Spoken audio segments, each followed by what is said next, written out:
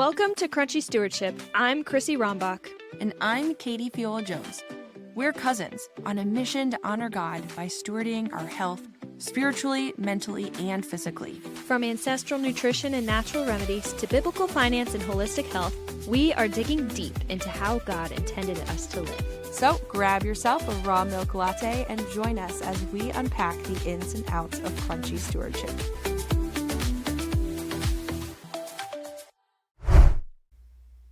Hey friends, and thanks for joining us for another episode of Crunchy Stewardship.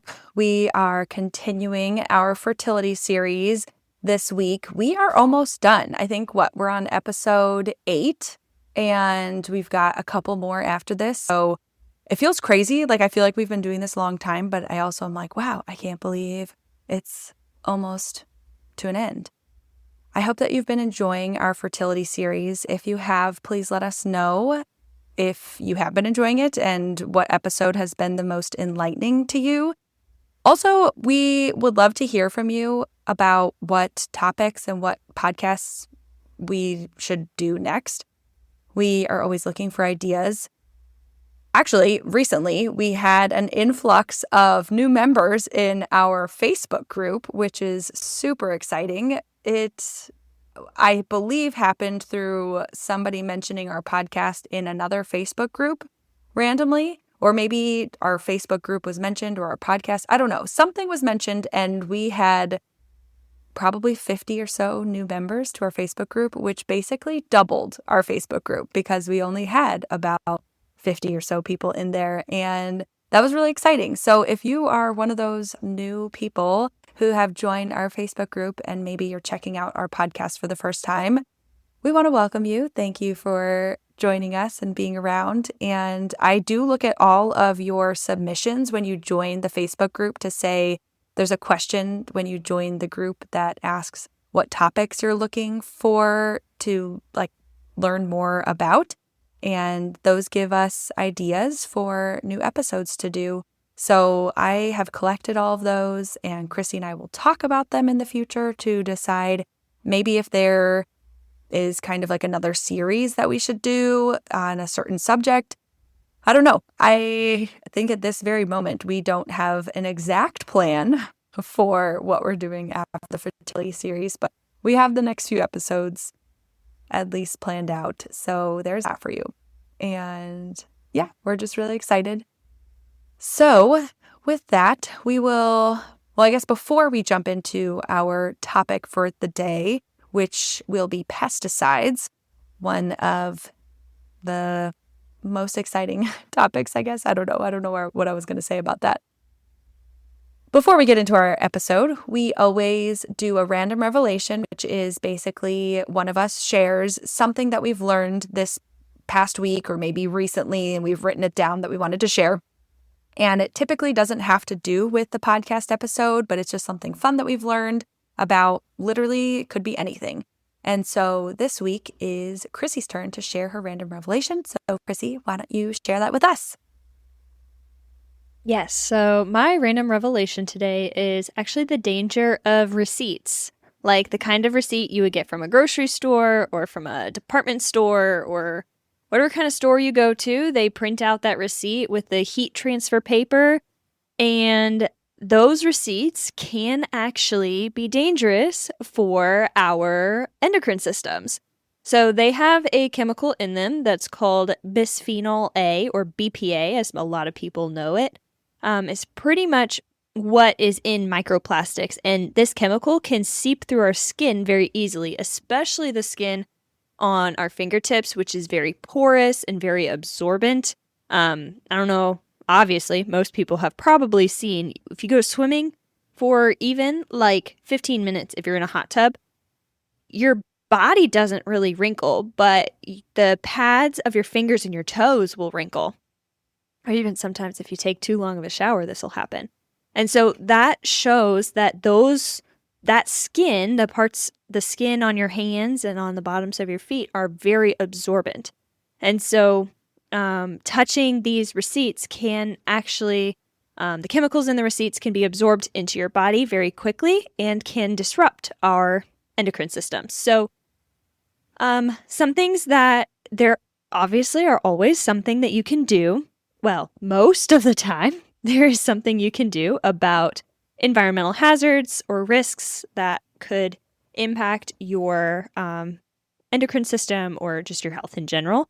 And so for receipts, often I think the best case scenario is just to say no receipt and just don't get one. You have the bank statement on your computer or in your phone, and you can easily look at it that way.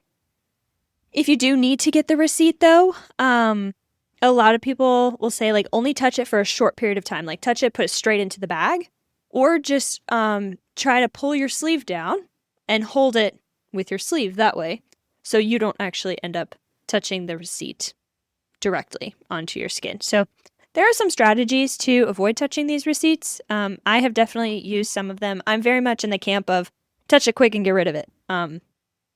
Throw it in the bag or throw it in the trash as soon as you can so that you don't have to hold it for more than a few seconds. So that's my random revelation of the day is be careful about touching receipts. It is a true fact. I have known that one before, and Wes and I joke about it because he like believes that it's a thing, but ignores that it's a thing, that we really shouldn't be touching receipts. And so like we'll get a receipt back from whatever, the grocery store, it'll come out of the machine when you're doing the automated or when you're doing the self-checkout.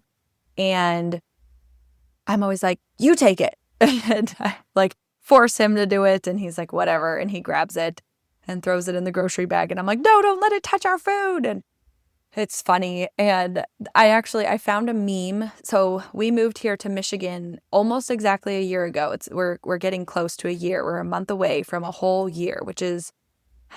It's really already been a year? I know. It's so wild. Oh my gosh. So when we first moved here, I stumbled upon a meme, I probably on Instagram or something, and it was one of those ones where like it's like, oh, you hear someone at the grocery store who tells their kids not to touch the receipts, and I forget what the like person. It's like a silly like quick video thing of like a person like with their eyes like bulging, trying to figure out who's saying that because you're like, oh, I want to be friends with you.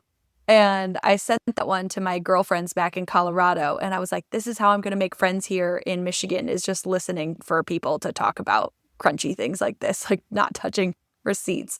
So it was just funny. I'll have to see if I can dig that up and throw it in our Facebook group because it was pretty cute. And I was like, me over here trying to make crunchy friends the hard way, just sitting and listening for people to say, don't touch your receipts. I've definitely made friends that way. We went to a Seder Passover dinner this year right before Easter. Yes, it was so fun. We have a friend who does it. It's like one of her annual traditions. But I met a woman there, and she was talking about health and nutrition. I looked at her. I said, wait, are you crunchy? She goes, oh, am I crunchy? I am probably one of the most crunchy.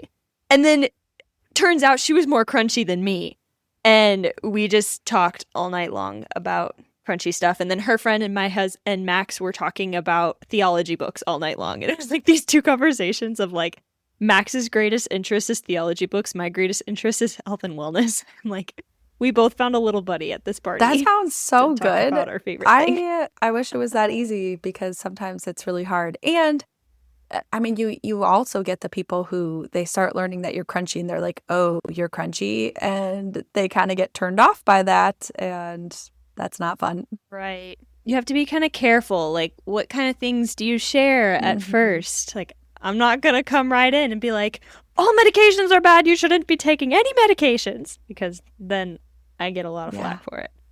Which I don't fully believe that, actually. True. I believe somewhat that medications are not always the answer. But true.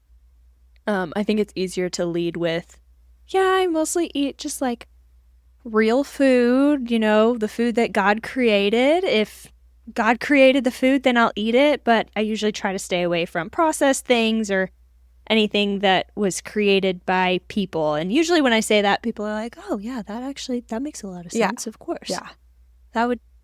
That's what everybody wants to do. Exactly. Also, I have always wanted to do or be a part of a Passover dinner kind of a thing. And we were talking about it this past Easter, that there actually is a local one that happens that's put on by, I want to say, a church in the area. I actually don't know, but it was very quietly advertised at our church this year. And I saw it in the bulletin, but then it's supposed to be at a park. And it landed on a day where it snowed, and I was like, that'd be cool to do that, but it's snowing. And so I've always really wanted to maybe host one. And so maybe now that we're in our own place, maybe next year we can do that. Because I just feel like that'd be a lot of fun, and just getting to walk through a dinner that Jesus would have had right before he did what he did for us, which was so beautiful. And my favorite thing, especially doing a messianic Passover Seder, is having the Jesus focus the whole time. Where the Passover meal was the Israelites awaiting their Savior. And so throughout the messianic Passover meal or Passover Seder, we're able to await the arrival, or feel the anticipation of waiting for the arrival of our Savior, and then glorifying him and praising him and resting in the fact that he's here and we already have a really good relationship with him, and we've already had salvation through Jesus Christ, the Savior that the world waited for 2,000 years. And so that's my favorite thing about especially doing the Messianic Seder, is it has the post-resurrection perspective throughout the entire thing. Now, did you guys have lamb at the meal, or did you not have lamb? She had a lamb shank, the lamb shank, the bone representative. But then I think for meat, we had brisket. Because this is just something that I've noticed in the more recent years of reading about that dinner in the Bible, is that there actually was no lamb at the dinner. And just the idea of, instead of having because it's supposed to represent, the sacrifice that they're making to atone for their sins and everything. And obviously Jesus is ultimately that lamb. He is that sacrificial lamb for us. And so it's kind of cool because they didn't have a sacrificed lamb at the dinner, but Jesus. I like the last Passover with Jesus. Mm-hmm. Wow, I didn't know that. Yeah, I learned that, I think it was last Easter, but then I was reminded about it. Actually, in the last couple weeks, I've been going through the Bible recap, year plan, reading through the Bible in a year, and I'm currently at that part in the Bible recap, is going through that time with where Jesus was at. And during the recap video, she mentioned that again. And I was like, oh yeah, I remember learning that, but I kind of forgot. And it's one of those things that you don't really think about until somebody else mentions it. And you're like, oh, wow, that's really beautiful that Jesus is the lamb at the dinner. And so they didn't need the lamb for the food, which is just kind of cool. So, yeah. I could just imagine Peter sitting there and being like, yo, where's the lamb? I'm hungry. You got these bitter herbs and horseradish here for me to eat, and an egg, and I need some meat, dude. Oh, that is too good. I could just picture that conversation happening. Specifically with Peter. None of the other disciples would be bold enough to say something like this. I would want lamb too. I mean, actually, Wes and I really like eating lamb. It's one of those meats that we have had more often at restaurants. Specifically, we love Indian and Thai food, and they often have lamb as one of the options. And we really like lamb. It's really good. And we recently got lamb to hopefully make, we got lamb meat, some kind of, I don't even remember what part of the lamb. I don't know what cut we got, but we got some so that way we could hopefully make our own Indian food, since where we live is super rural and we don't live around a lot of really great Indian restaurants anymore, which is a huge bummer. But there is one really good one, but it's about an hour away and that's far. Oof. So that's not That's fun. like a very intentional date night kind of place. Yeah, we did go there for a date night, which was, I think it was our 1 year, or not 1 year anniversary. My goodness. It was our 10-year date anniversary. So it was the day that I think it was that. Yeah, because it was in the winter time, not in the summer, which our anniversary, like our actual wedding anniversary, is in the summer, obviously June. Yay for June weddings. But Love June. We're both biased for June weddings. Yes, very biased. But our first date happened in November. And so when we went on this specific date here in Michigan, it was November. So hence I'm putting the pieces together that date was our 10-year date anniversary. So anyway, okay. Wow. Not needed awesome. Details, but there you go. Now you all have it. I love it. Well, with all of that, let's actually transition into the real topic for today's episode, which we are going to be talking about pesticides, which we already kind of mentioned at the beginning of the episode. So a lot of people probably already know a little bit about pesticides. They are used in most of the food in the United States, especially conventional fruits and vegetables, bread products, snacks. They're used with animal feed. They're kind of used everywhere. The crops that probably use the most pesticides, or basically, well, it's interesting. There's like a duo thing. There are crops that are genetically modified, and then most crops that we have in America do use pesticides on them. But when they are genetically modified, then they like have to have pesticides on them. And so the main crops that, if you don't buy them organic, they usually are also genetically modified, are wheat. So, grains, so any breads, crackers, all that stuff, corn, and soy. And I think there's one more. I always feel like when I talk about it, there's 4, but those are the ones for sure I know. So those 3 things are typically genetically modified, which means when you go to the store and if you're buying something that is non-organic of that item that has like that food in it, it will also almost 100% be genetically modified. Versus like if you buy green beans that aren't organic, they may be genetically modified, but it's like a toss-up because sometimes they're just not. In fact, it's like more like a 50-50 kind of a chance. But if you buy bread that is not organic, it's likely also genetically modified ingredients in it. So that's also not the best. That's true. Yes. So the main pesticide that is used is glyphosate. And so a lot of people in the health and wellness world, the crunchy world, have created this I don't know what to call it. Just like a stigma or something? Is that what you're trying to say? Yeah, like a stigma against glyphosate. So Mm-hmm. glyphosate is the main ingredient in Roundup.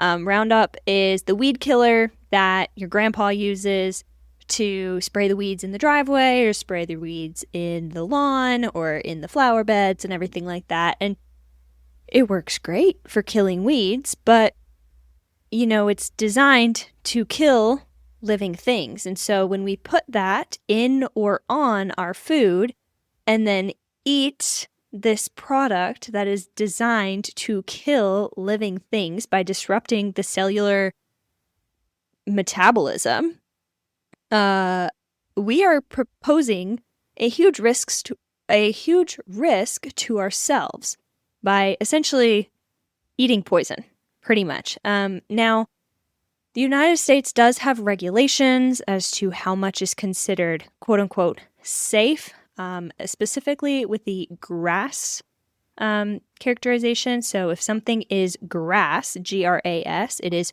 generally recognized as safe in certain doses and things like that. And so, unfortunately, glyphosate and pesticides in general have been considered generally recognized as safe. But they have also done plenty of research to find that exposure to these chemicals, especially a high concentrated exposure or long-term exposure, can cause significant issues with our health long-term. And so when I'm talking long-term exposure, I'm talking like eating pesticide-ridden foods every single day for 60 years of your life, which many people in the United States, that is a reality for them. They're trying to eat healthy, eating fruits and vegetables, but I don't really trust that old organic stuff. It's just a label. I've heard that 10,000 times. It's just a label. You don't actually know, like, if it's actually organic or if it had runoff from another field.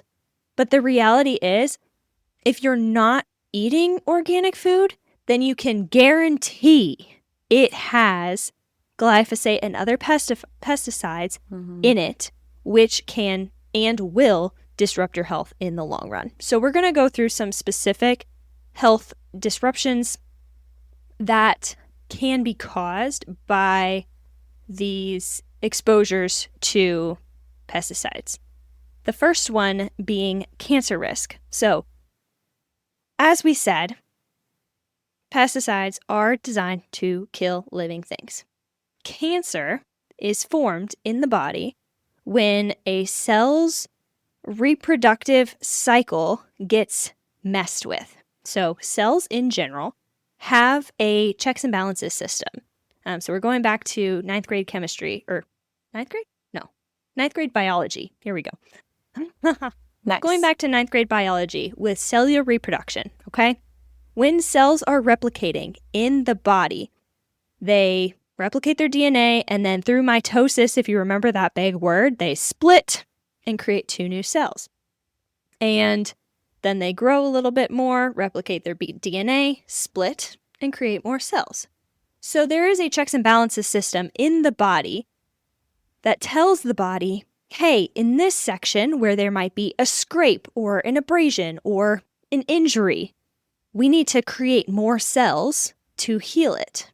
And so the body will create more cells faster in that area. In other areas of the body where there's not an injury, there's no abrasion, there's no scratch, no broken bones, anything like that, the body says, all right, we're just going to keep going, just a continuous turnover to replace the dead or dying cells, because our cells are living things. They don't live forever, right? They are dead and dying cells on our bodies, in our bodies all the time, that our bodies use the parts of these dead and dying cells to help to create more cells. And so when there's not a problem, the cells are supposed to only replicate at a consistent rate to replace the dead or dying cells. Obviously, as we age, that rate changes because skin gets wrinkly, and that's just the reality of it. What happens with cancer is the checks and balances system that controls the speed at which these cells replicate gets destroyed. And so the body can no longer tell these cells, hey, it's time to slow down. We need to stop replicating. And so these cells take over and they just go boom, boom, boom, boom, boom, boom, boom, boom, boom, over and over and over again. Now, I have to be honest, this is actually a very normal phenomenon for most people. If you look at the replication of cancer cells over and over and over again, there is bound to be some cells that just don't replicate properly, in which case our bodies have a checks and balances system to kill the sick cells, the ones that could be cancerous, the ones that didn't replicate properly, the ones that have DNA malfunctions to them.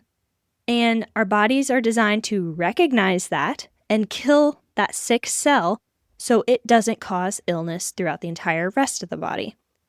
But when we have ingested pesticides, and like glyphosate, and we've ingested them for a long term or have been having high exposure to them, our body loses that checks and balances. So it can't kill the sick cells and can't regulate the speed of cellular replication.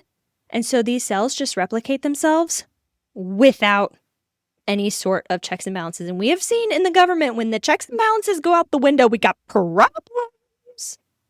And so same thing happens in the body. There becomes a problem, a tumor grows, and sometimes that tumor splits off, goes other places, and we end up with cancer all over our bodies that our own bodies, our own immune systems that were designed to kill the cancer to begin with, cannot fight it off because it's been destroyed that much in the process. So cancer is the first of many issues that can arise from pesticides, specifically glyphosate. Yeah, I think that pesticides are probably the scariest risk factor for cancers. When the more I've kind of gone into it, I feel like the pesticides are typically one of the larger reasons that we see cancers. And there's a lot of documentation now about especially the people who are spraying the pesticides and the farmers who are in the fields with the pesticides. Those areas typically have larger amounts of cancer. Maybe you can Google it because you're our Google queen. I almost said king. You're not a king. You are a queen. You're our Google queen. But I think it's Iowa has the largest amounts of cancer diagnoses in America. And obviously, it's somewhere in the middle of the United States, somewhere farmland. And it's one of those things where you're like, oh, you put it together and you're like, farm, pesticides, cancer, yikes. Close, not Iowa, Kentucky. Kentucky, there you go. Wow. With approximately 503 to 519 new cases per 100,000 residents. Wow. That is, which the state average. Other states with high cancer rates include Iowa, and Louisiana, and Virginia. I also, would you Google this too? I'm curious. What are, I wonder if they have information on this, but states with the highest levels of infertility or however they would use that information or collect that information. Do you know what I mean? I wonder if that has, if that correlates at all. I'm just curious. California, Texas, and Florida. California, Texas, and Florida. Huh. I wouldn't have guessed that. I wonder if, I don't think that's a percentage based. I think that is, it looks like it's not giving me a percentage. It's just giving me an overall number. Well, then that makes sense. Fertility rates in the Northeast and higher fertility rates in the southern or western states like South Dakota, Alaska. Oh, wait, never mind. Disregard that. Yeah, I'm just curious. So obviously, pesticides. Oh, here we go. The CDC actually has a map of live births per 1,000 women, ages 15 to 44. So backwards from your theory, South Dakota actually has the highest rate of live births per 1,000 women between 64 and 80. And it looks like kind of the Midwest region has pretty high live births. That whole region going from Texas to Minnesota all the way up, including Tennessee, Indiana, Kentucky, have pretty high live birth rates. The lower birth rates seem to be in more populated countries like New York, New England states, California, Oregon, Washington. So interesting. This is just an observation. This map looks very similar to a political map, but that's just... That is so interesting. The state colors kind of... not they're not fully consistent with the political map, but pretty close. It's not that far. That's interesting. And the purple states are very much in the middle. Save That's that link. So funny. We'll add it to the show notes so people can take a look at it too, because I don't know. I always like looking at demographics like that, and it's always kind of fascinating. And this is the CDC website, so this is not I pulled it out of Crunchylandia. It's considered good quality research in the grand scheme of things, for the most part. Well, so yes. So pesticides definitely are linked with cancers. But then on the fertility side, the way that I like to see it, there's a few different ways that pesticides impact our fertility. And so one of the first ones has to do with the endocrine system, like Chrissy said. So if you imagine your body, like your body's hormones are like keys, and then your cells in your body are like locks. The problem is that pesticides are like fake keys made of like a cheap plastic. You think of like the cheap plasticky keys, and they can slide into a lock, so they can slide into your cells, but they don't necessarily turn the cells. And so when the right key, such as, the hormones like estrogen or testosterone fit into the lock, they turn them on properly. But the fake keys, like the anything that's endocrine disrupting, kind of like what we've like been talking about. Phytoestrogen or Yes. like we've talked about in the past, parabens that can act like estrogens. Yes.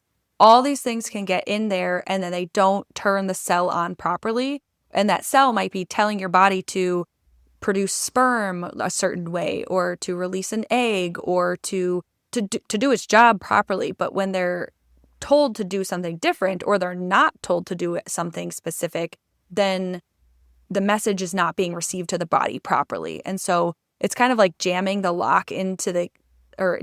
key into the lock and then breaking it. And then that cell is like, I don't know what I'm supposed to do. And so it kind of glitches.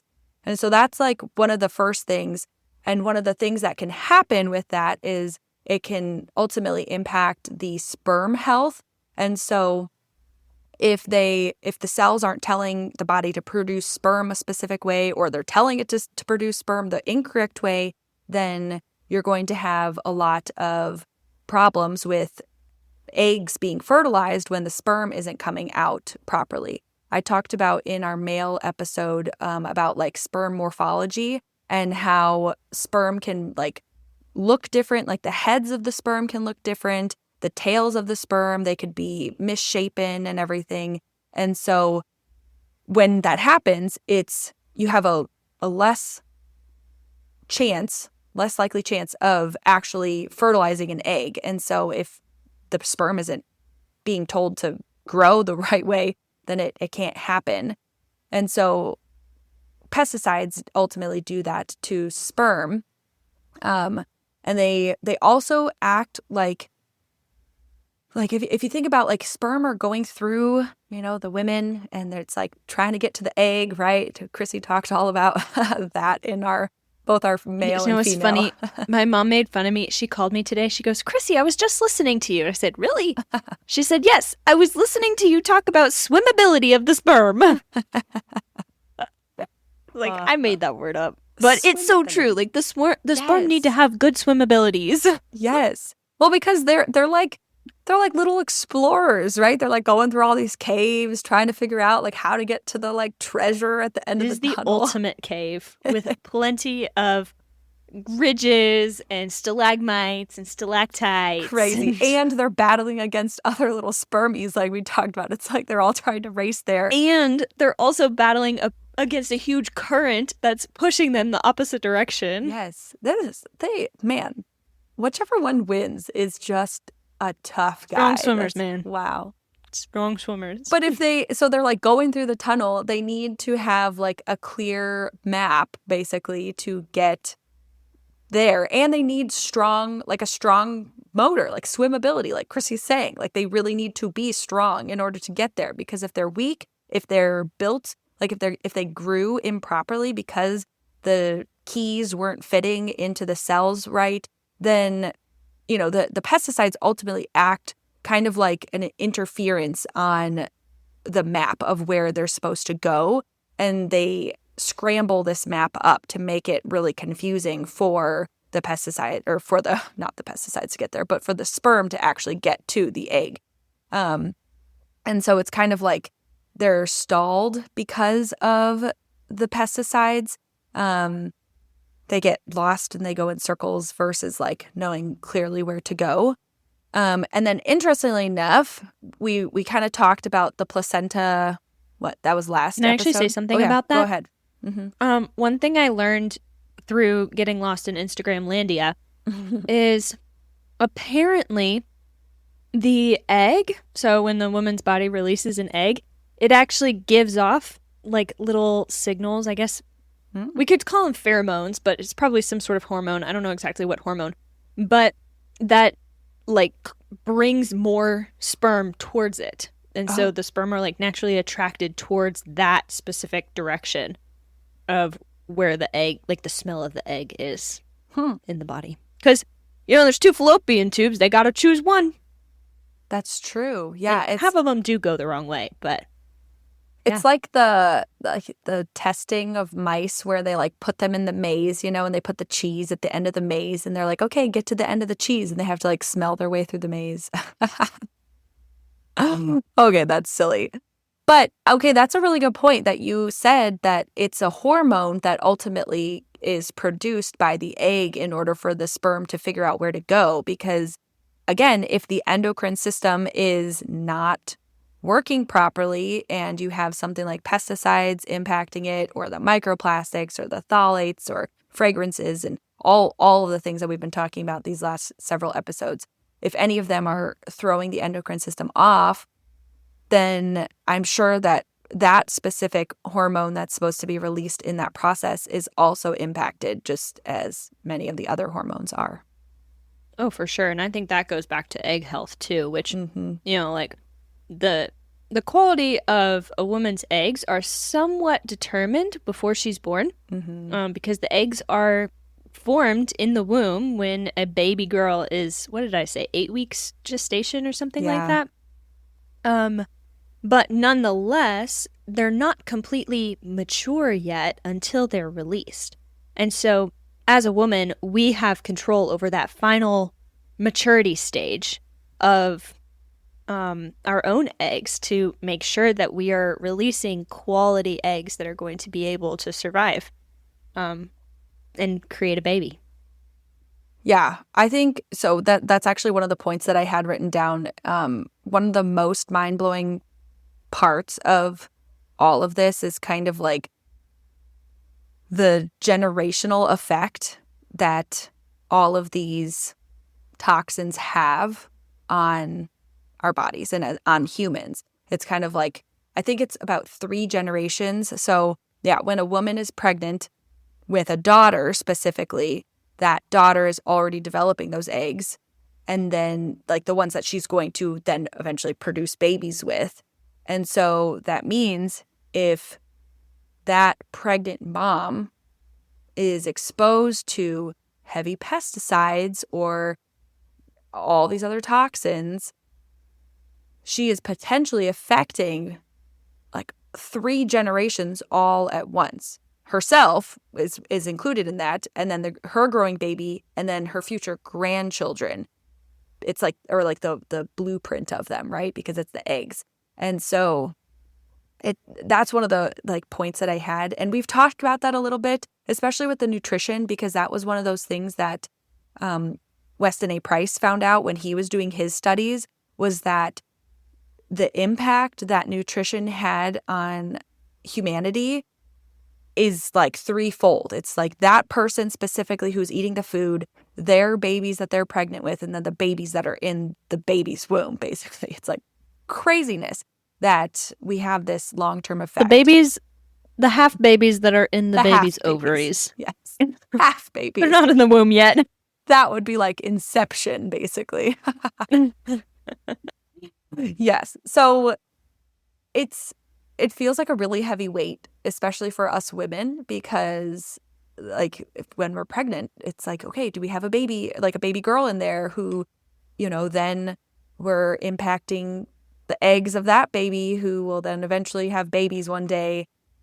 And so the point I was going to share right before that, the placenta specifically it's supposed to be kind of like the world's best security guard or something. They're supposed to be this impenetrable filter that really only lets the good guys in, which would be things like nutrients and oxygen and all that stuff. Like they're supposed to let that good stuff in, but the placenta is supposed to keep all of the bad guys out, including the toxins and diseases and germs and infections and stuff. It's supposed to, right? The problem is, we used to think that the placenta was like completely impenetrable to anything because it's supposed to house this baby and be kind of like, you think about like a bomb shelter when you're like trying to escape bombs because that happens often. I don't know. It's a very common concern here. You think of a Maybe bomb we'll shelter. think of a tornado shelter. Yeah, tornado shelter. Tornado shelter. That's more relevant. And it's supposed to be impenetrable to something like a tornado, but there are certain toxins to the placenta that can cross that barrier. And research is showing that there are chemicals that are able to cross the placenta. We talked about the microplastics last week and how microplastics have shown up in basically 100% of the placentas that they have been testing. And same thing with these pesticides, is that I don't have data on it specifically, but I do have just the fact that like more and more placentas are showing up that there are pesticides in them. And that's really quite scary because of the impact that we know. Like, so again, going back to now Chrissy starting off with like that pesticides can lead towards, or they're linked to cancer. They are carcinogenic. And so if a baby is being exposed to those before they're even born, you kind of think like, well, maybe they're weakened, or they might even be a little bit more slightly predisposed to getting cancer. And so you think about things like childhood cancers that happen and I question. I'm more just saying like I don't know, but it seems to me that it could be the case that the pesticides, like exposure to them in the womb, could predispose babies to getting cancer at younger ages, along with all the other toxins, right? Because it's a toxin bucket kind of effect. It's not like one and done silver bullet is the thing. Sure, it could be at times, but I believe that it's more so like this toxin bucket, because really our bodies are designed perfectly by God to flush out toxins. We've talked about that in previous episodes of just the idea of how our bodies are supposed to drain and do all of the detoxing of these things. Like they really are designed to do that.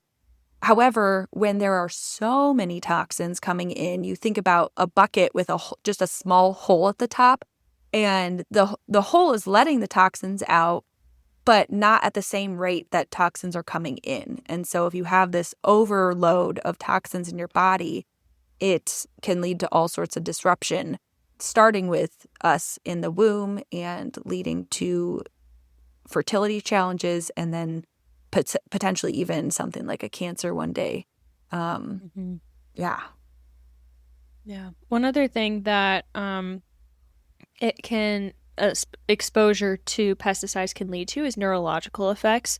So glyphosate is known as a neurotoxin, which means it crosses the blood-brain barrier. So the blood-brain barrier is exactly what it sounds like. It is a barrier between the blood and the brain that protects the brain and the spinal cord from toxins that could be in the blood, which is why a spinal infection or a brain infection is incredibly difficult to treat. Same ideas, like an infection inside a uterus is super difficult to treat because these areas are protected. But glyphosate specifically is a neurotoxin, so it crosses that blood-brain barrier and can cause damage within the neurons in our brains. And so this can very quickly lead to brain fog, memory, function, coordination, things like that. Of like, oh man, I could remember that. Like, have you ever heard of, you probably have, when people get older, even like women who are 50 or so, and then they just start losing their minds. And they're like, I cannot remember anything right now. Now, some of that could be a hormonal issue, but I would be willing to bet that a lot of that is also environmentally linked to pesticides in their foods, because I even noticed with myself. Now, this is probably what Katie was talking about with the toxin bucket. So many of these toxins are constantly overloading our lives, but I noticed particularly when I was focusing on changing the food that I was eating. So I got rid of dairy, I got rid of gluten, I got rid of sugar of all forms. Um, well, um, white sugar, like processed sugar. I still ate like fruits and stuff. Um, so when I got rid of all of those things that are very inflammatory to my body and focused really on eating just meat and vegetables and what did God create straight from the earth, that's what I ate. My memory sharpened so quick. And I noticed it. I don't actually remember exactly when I noticed it, but I can say, like, when I fixed my diet and I started eating more organic and I got a lot of inflammatory foods out of my diet, my memory got significantly better. And so it's one of those things, like, it's not, you guys can test it for yourself. Look into it. There's a lot of ways that you can use your own body as a test subject to see, like, is this really a thing or is it not? Like, eat a bunch of conventional fruits and vegetables for a day, see how you feel. And then for the next 3 days, eat all organic fruits and vegetables. See how you feel, and then compare the two. I'd be willing to bet you'd feel 10 times better on the days that you eat organically grown fruits and vegetables and grass-fed meat and pasture-raised chicken rather than the conventional stuff. So, Yeah, I mean, we're coming to a point where I'm sure you're hearing from us that organic really is the best option. And maybe you're wondering, like, hey, how am I supposed to afford organic food? Because, yeah, unfortunately, in many of these situations, the healthier options are typically the more expensive. And there's a lot of conspiracies out there about it of like, okay, if everything is so unhealthy for us, why is it so affordable? Why are they making these things so cheap? And there's a lot of subsidies out there that make these products cheaper, even though you'd think that it would be more expensive to grow something with pesticides because you're adding something to it, but it's cheaper because of all the subsidies that farmers get from the government to grow things with pesticides. And there are people who argue that pesticides are helping feed the world because they help more crops grow, and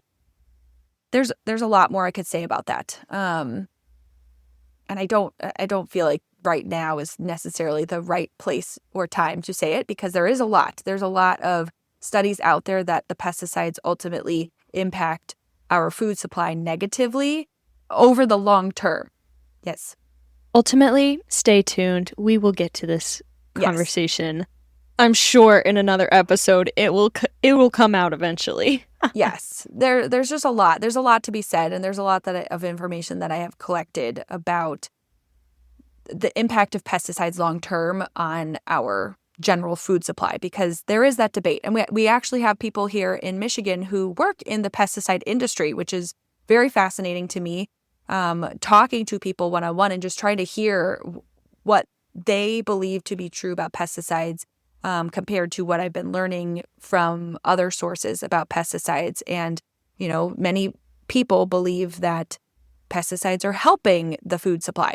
So it's a tricky subject, and I'm not here to necessarily put down all food that is used with pesticides because, yes, they are growing food, and I do believe that having whole foods versus processed foods is going to be healthier on your body, even if they have pesticides. So it's kind of like a good, better, best situation, or maybe like a worst, better, best, because anything processed is not only going to have the pesticides in it, but it's going to have all these other toxins in it as well, including the seed oils, and could even be laden with microplastics and different chemicals to make them taste good, like MSG and things, and those are all problems. But if you had the option between that and just a conventionally grown piece of food, that would be better than the processed piece of food, like processed mac and cheese or something, like a boxed mac and cheese, or even pasta or bread, or a lot of these things that are heavily processed compared to something made with whole food. So if you cook up your own dinner. So if you're in a place where you're buying lots of processed foods, the next best option would be to buy the conventionally grown piece of food. And then the next best option would be to do the organic thing. So it could be something where you work your way towards that. Otherwise, Chrissy, maybe you can talk about the Dirty Dozen list. And I know that you're a little bit more familiar with it than I am, but they have a Dirty Dozen list out there to talk about the foods that have the highest levels of pesticides. So if you're going to buy organic, those would be probably the best things to focus on to get the best bang for your buck, in a sense. Yeah, for sure. So actually, the Dirty Dozen is a list that was created by the EWG, the Environmental Working Group, which is a group that works to limit toxins and toxic exposures in our environment. And they do a lot of research. If you get on their mailing list, they're constantly sending out petitions and getting people to sign things to make for a healthier environment. And so the EWG has created a Dirty Dozen list. They also have the Clean 15 list. The Dirty Dozen is essentially a list of a dozen fruits and vegetables that were most contaminated by pesticides when they did an analysis on 47 items. So this list, they just came out with a new one. I believe it was 2016. Wow, we're going back in time. 2026 Clean 15 and Dirty Dozen. So the list does get updated semi-frequently depending on different conventional farming practices and things like that. So it's not, this list actually I think just came out maybe March of 2026. So it's still very, very fresh and very relevant to us. So the number one product on the Dirty Dozen list is spinach. Number 2, kale, collard greens, and mustard greens. Strawberries, grapes, nectarines, peaches, cherries, apples, blackberries, pears, potatoes, and blueberries. So these are the Dirty Dozen. So if you are going to be going shopping and you want to shop organic, but it's not quite in the budget yet, I think a best first step would be to shop organic specifically with the Dirty Dozen list. If you're making a 4th of July fruitcake and you want raspberries, strawberries, and blackberries or blueberries for this cake, I would buy those organic because those are on the Dirty Dozen list. Well, oh yeah, blackberries, blueberries, strawberries, maybe not the raspberries, but I'd be willing to bet they're pretty high up there. I feel like raspberries were on the 2025 list, if I remember correctly, or they just like make sense to have been on the list. Anyways, so those are ones that would be more reasonable to buy organic. Now, they have another list. It's called the Clean 15 list. So these are the 15 food items that you're probably more okay buying them conventionally because in general, they have less pesticides on them. So these are the 15 items. I'm reading directly from EWG's website that has the lowest amount of pesticide residues according to their analysis. So pineapples, sweet corn, avocados, papaya, onion, sweet peas, asparagus, cabbage, cauliflower, watermelon, mangoes, bananas, carrots, mushrooms, and kiwi. So those all had the lowest levels of pesticides in them. So if you're going through the produce aisle and trying to figure out, what do I want to buy organic? What do I want to buy conventional? Start there, Clean 15, you can be more confident buying conventionally. Dirty Dozen, I would not buy conventional at all whatsoever. I would stick with organic 100% of the way. And then, as we've said before, changing our food, changing our lifestyles, changing our toxin exposure is a process. This is not an overnight switch. This is something that will take years. Katie and I have been on our crunchy journeys for years, swapping out personal care products, swapping out foods, and the strategy is slowly but surely. Every little step counts. Everything you do is going to impact your health for the better or for the worse, but hopefully for the better if you're making good choices. And so I would just encourage you, don't get overwhelmed by all of this. It's a lot to take in. It's a lot to change when you look in your pantry and you see Scooby snacks and gushers and you say, oh Lord, where am I even going to start? That's okay. Starting slow, starting one product at a time. We're not going to go in and raid our entire pantry, get rid of everything and change it all out. We're going to replace things slowly but surely as they run out and make better choices when we buy items in the future that we run out of. And I do want to also mention just like an encouragement of, if you're trying to think of it from a budget and financial standpoint of, I know that organic can be pricey, but if you think about it in this way, that buying organic for the food, like systemic foods or the systemic problem foods such as like corn and wheat, and then like the dirty dozen that Chrissy is talking about, isn't necessarily just a luxury. It's also like buying health insurance that you can eat because it's feeding your body to build it up, to have a better immune system, to fight off diseases and fight against things like cancer and to build up your fertility. And so it's cheaper ultimately to buy these quote unquote clean foods now than it is to pay for things like your fertility treatments later, or to go to a specialist doctor later for cancer treatments, or when you're just getting tired, your body's getting tired and older and it's breaking down.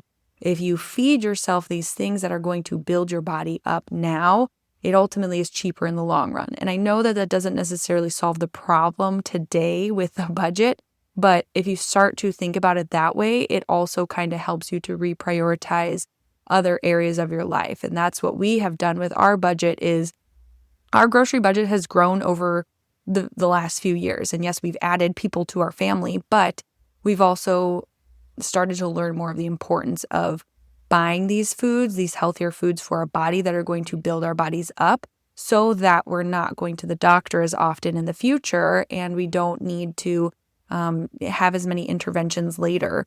So you can think about it that way. Again, it doesn't solve the problem today, but it at least helps to build that mindset up for a long-term approach. Mm-hmm. It's interesting. So when I was one of the things that we say frequently on this episode is on this podcast is you're going to pay for your health one way or another. Do you want to pay for your health now in grocery bills and healthy living? Or do you want to pay for your health later in hospital bills? And that unfortunately is the reality we're looking at. It's funny, I was at a patient's house today, just because I work in home health, I go to patients' homes, and he had the TV on, and there was an Ozempic commercial that came on. So the Ozempic commercial, which for those who don't know, Ozempic was originally used as a diabetes medication, and then they found out that it can be used for weight loss. And so now it's like the number one prescribed weight loss medication in the United States right now. And it's heavily subsidized and also has quite a few side effects to it.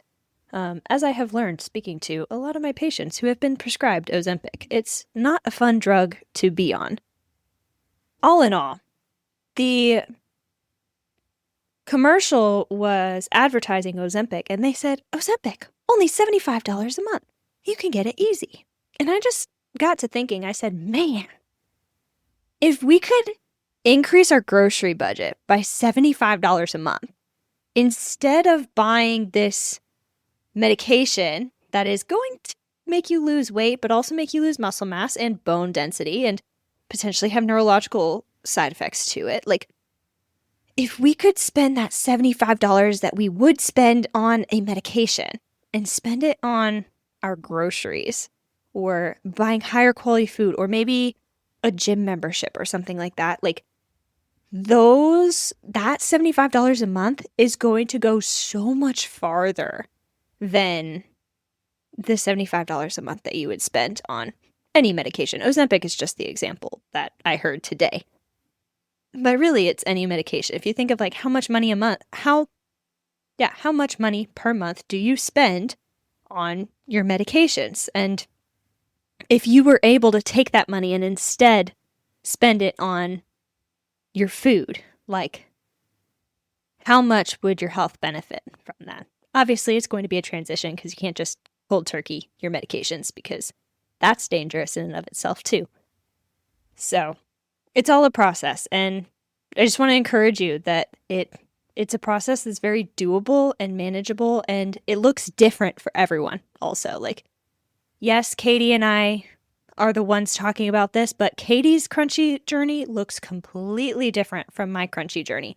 Mine started with bread. Mine started probably just in general with when I was pregnant and just trying to consider, like, how do I make this baby the healthiest that I can? So, yeah.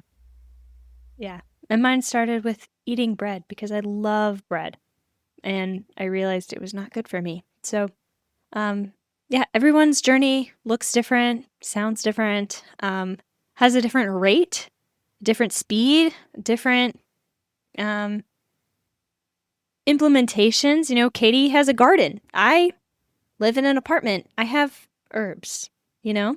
And so I am doing my darndest to grow what I can. And she has more land and is able to grow more, and praise God for that. You know, so our crunchy journeys look different, and everybody's crunchy journey is going to look different. And so I just want to encourage you guys with that comparison is the thief of joy. So don't compare yourself to us. Don't compare yourself to other people. Compare yourself to who you were yesterday and strive to be a little bit better tomorrow. And so with that, I think this is a pretty good place to end the episode. So just remember that as you're going through this, take a deep breath. You can cast all of your anxieties on the Lord because He loves you and He cares for you. And with that, He also cares about your health and wellness, because it is easiest to do the will of the Lord when you have the physical and mental capabilities to do that. So with that, just remember, whether you eat or drink or whatever you do it all for the glory of God. We'll see you guys next time on Crunchy Stewardship.